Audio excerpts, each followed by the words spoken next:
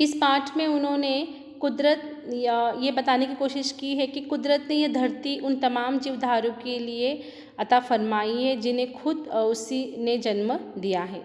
लेकिन हुआ कि आदमी नामक ये कुदरत के सबसे अजीम करिश्मे ने धीरे धीरे पूरी धरती को ही क्या किया है, अपना जागिर बनाया है। यहाँ ने उन्होंने जैसे कुदरत जो है यहाँ सभी को जीव यानी जो मानव भी एक जीव है, इनको सबको उसने जन्म दिया है।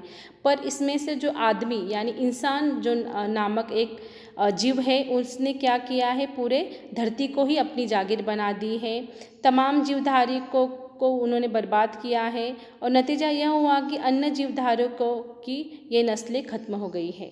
पर अभी बात इतनी तक ही नहीं हो गई है, अभी आदमी की नस्ल खत्म करने के लिए यहाँ क्या हो रहा है, एक दूसरे पे हावी हो रहे हैं। और वो पहले तो सब दूसरों जो उनके नस्ल के नहीं थे उनको बर्बाद करने पे तुला था, पर अभी उनके ही नस्ल के जैसे आदमी ही आदमी को क्या कर रहा है, यहाँ दुखी कर रहा है और उन्हीं को वो बर्बाद करने के लिए तुला है।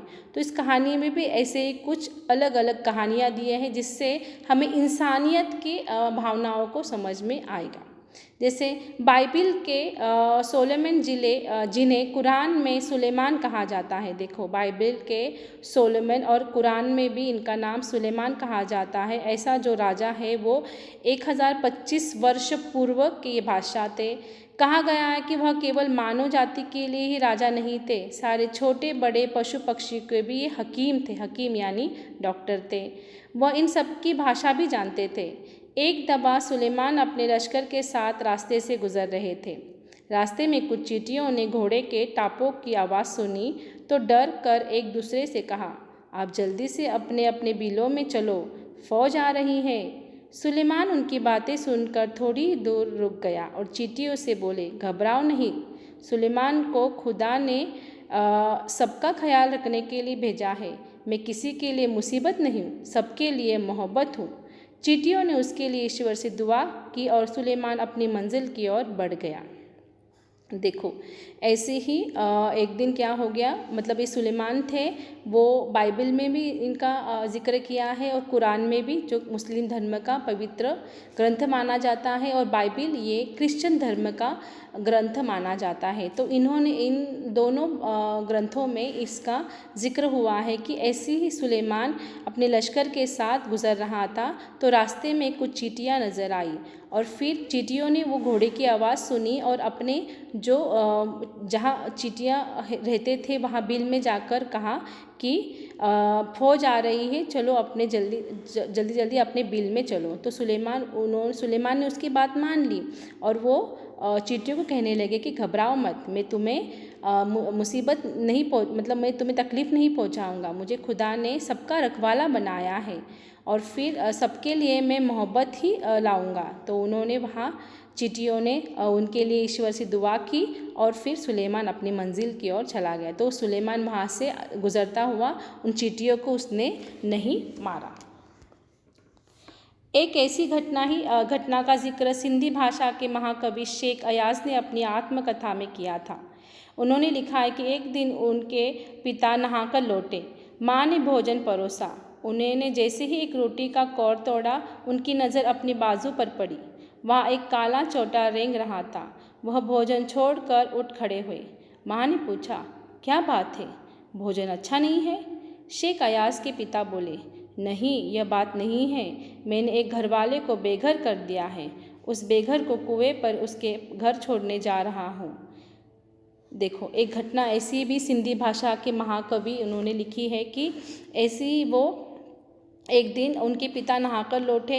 माँ ने भोजन परोसा तो उन्होंने एक रोटी का टुकड़ा तोड़ा और फिर उन्होंने अपने बाजू यानी अपने हाथों पर एक काला चोटा रेंगता हुआ उन्होंने देखा। उसके बाद फिर वो उसको देखकर ही तुरंत खड़े हो गए।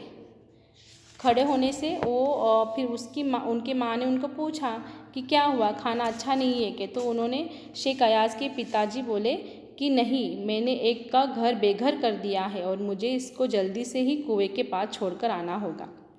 बाइबिल और दूसरे पावन ग्रंथों में नूह नाम के एक पैगंबर का भी जिक्र मिलता है। उनका असली नाम लश्कर था, लेकिन अरब ने उनको नूह के लक़ब से याद किया है। वो इसलिए कि आप सारी उम्र रोते रहे। इसका कारण एक जख्मी कुत्ता था। नूह के सामने एक बार एक जख्मी कुत्ता गुजरा। नूह ने उसे दुत्कारते हुए कहा, दूर हो जा कुत्ते, गंदे गंदे कुत्ते। इस्लाम में कुत्तों को गंदा समझा जाता है। कुत्ते ने उसकी दुत्कार सुनकर जवाब दिया, न मैं अपनी मर्जी से कुत्ता हूँ, न तुम अपनी पसंद से इंसान हो। बनाने वाला सबका तो वही एक है। देखो, बाइबल में एक दूसरी घटना का भी यहाँ वर्णन किया है कि एक नूह नाम का पैगंबर था। उसका नाम असली में लश्कर था, लेकिन अरब ने उसको नूह के लक़ब से याद किया जाता था। वो इसलिए कि वो अपनी सारी उम्र रोता रहा। इसका कारण एक जख्मी कुत्ता था।